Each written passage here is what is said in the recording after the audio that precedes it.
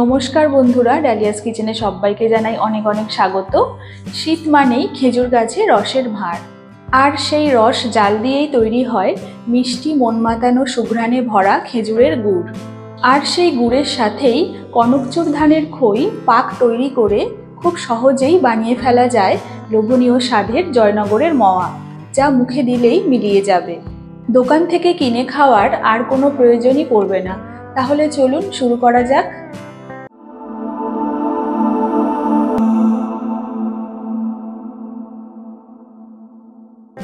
মোয়া বানানোর জন্য আমি এখানে কনকচুর ধানের খই নিয়েছি 150 গ্রাম।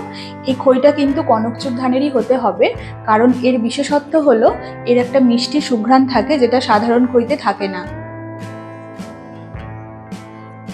আচ্ছা, এবারে আমরা নলেন গুড়ের 2 ধরনের শিরা তৈরি করে নেব। প্রথমে আমি গ্যাস অন করে প্যান বসিয়ে দিলাম, দিয়ে দেব 1 কাপ নলেন গুড়।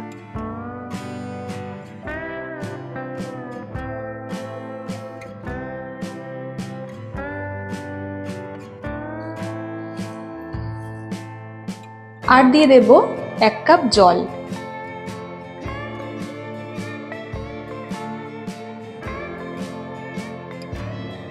গ্যাসের ফ্লেমটা হাই করে দিয়ে এই গুড় জলটাকে আমাদের 2 মিনিট মতো ফুটিয়ে নিতে হবে।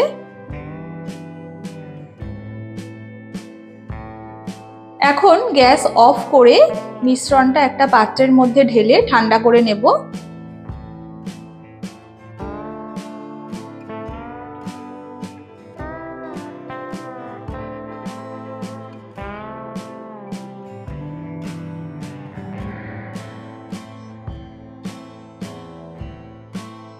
এবারে আমরা গাঢ় নলেন গুড়ের শিরাটা বানিয়ে নেব।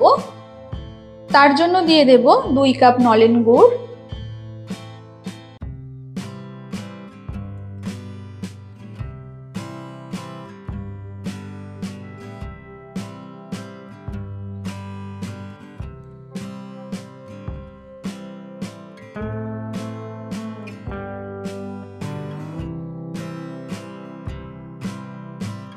কোনো রকম চিনি ব্যবহার না করে এই গুড়টাকে আমরা 3 মিনিট মতো ফুটিয়ে নেব।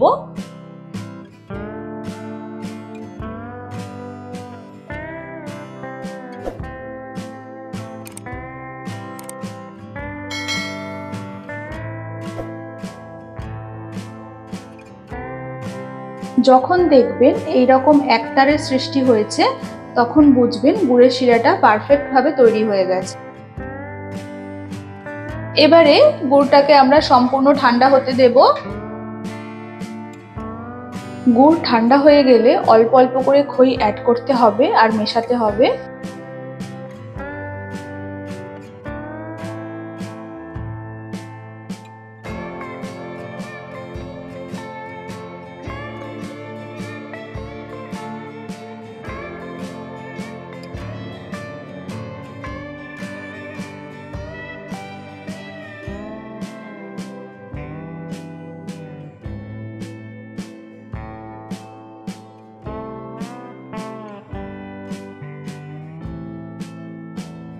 এইবার ওপর থেকে যে গুড় আর জলের মিশ্রণটা আমরা তৈরি করে রেখেছিলাম সেটাও দিয়ে দেব।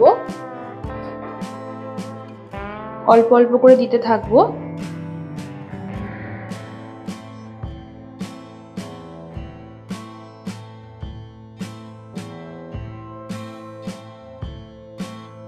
আর খুব ভালোভাবে মেশাতে থাকবো।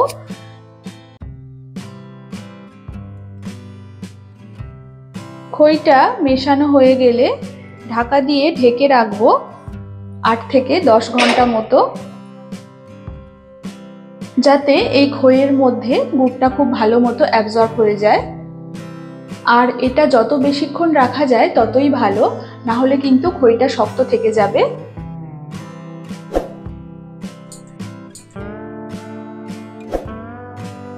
ফিরে এলাম প্রায় 10 ঘন্টা পর।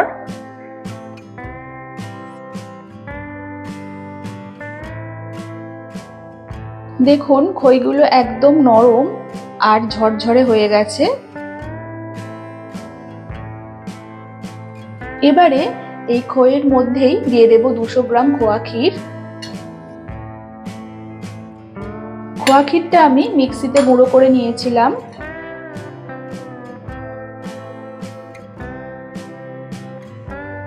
এবারে দেব 2 টেবিল চামচ কাজু বাদামের গুঁড়ো,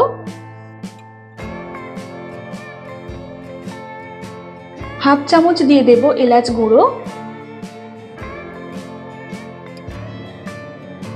আর 1 চামচ দিয়ে দেব ঘি।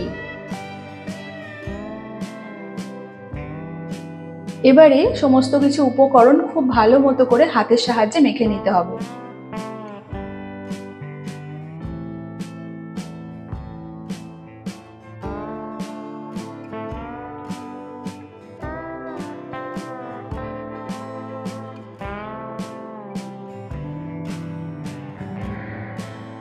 এখন কিন্তু মোয়া তৈরি করতে গেলে ছেড়ে যাবে, কোনো অবস্থাতেই পাকানো যাবে না। সেই জন্য আমি একটু গুড় ওপর থেকে দিয়ে দেব।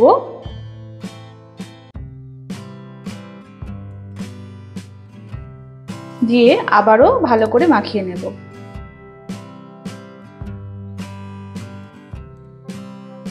খইটা আমাদের খুব সুন্দরভাবে মাখানো হয়ে গেছে।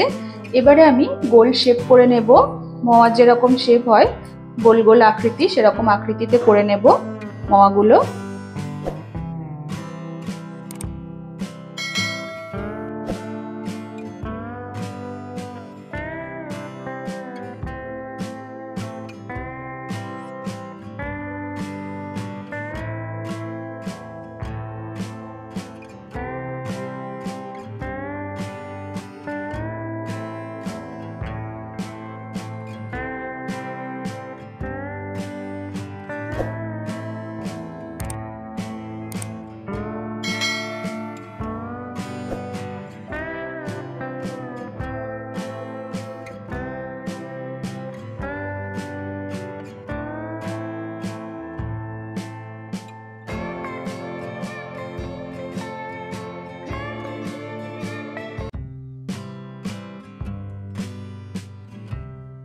মোয়ার পাকটা কিন্তু খুব সুন্দর হয়েছে। দেখুন মোয়াগুলো কিন্তু খুব সুন্দরভাবে তৈরি হয়ে যাচ্ছে।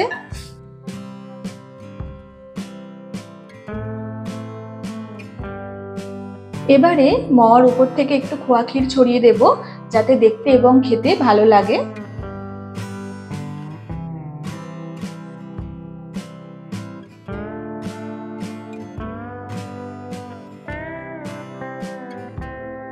তারপর দিয়ে দেব কিশমিশ আর কাজু।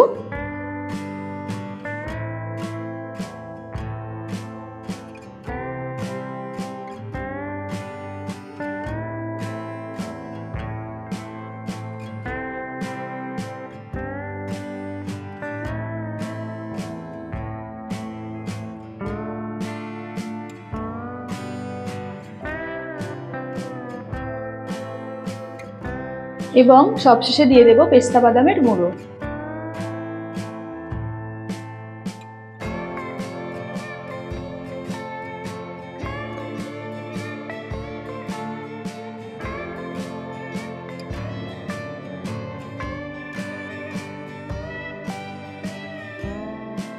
ব্যাস তৈরি হয়ে গেল দুর্দান্ত স্বাদের জয়নগরের মোয়া, যা মুখে দিলেই মিলিয়ে যাবে। তাহলে আর দেরি না করে আমার রেসিপিটা ফলো করে বাড়িতেই বানিয়ে ফেলুন এই দুর্দান্ত স্বাদের মোয়া, আর উপভোগ করুন এর দারুণ স্বাদ। আমার এই রেসিপিটি যদি আপনাদের কাছে ভালো লেগে থাকে, লাইক শেয়ার কমেন্ট করতে ভুলবেন না। আর আপনি যদি আমার চ্যানেলে নতুন বন্ধু হয়ে থাকেন, প্লিজ চ্যানেলটা সাবস্ক্রাইব করে পাশে থাকা বেল আইকনটা ক্লিক করে নেবেন। তাহলে আমার রেসিপিটি সবার আগে আপনার কাছে পৌঁছে যাবে। আজ তাহলে এই পর্যন্ত, দেখা হবে নতুন কোনো পদের সাথে। ততক্ষণের জন্য সবাই ভালো থাকবেন, সুস্থ থাকবেন। ধন্যবাদ।